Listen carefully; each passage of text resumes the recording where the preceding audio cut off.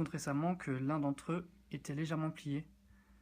Donc son propriétaire ne s'est pas amusé à le plier comme on a pu le voir sur certaines vidéos. En fait, il s'est rendu compte que quand il le posait sur la table, il était légèrement bancal. Contrairement à l'iPhone 6 Plus non plié, donc, qui ne bouge pas du tout quand il est posé écran contre table.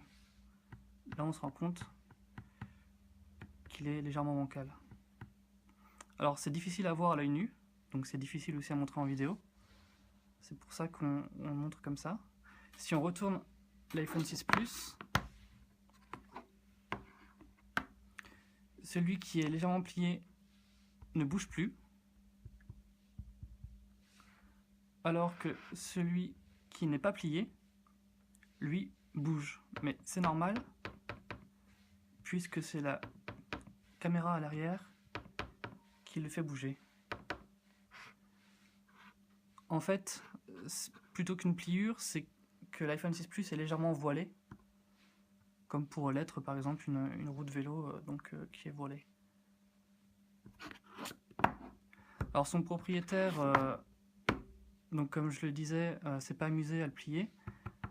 Il a toujours son iPhone 6 Plus dans sa housse Apple, mais la housse n'étant pas rigide, elle n'a pas empêché l'iPhone 6 Plus de se déformer légèrement.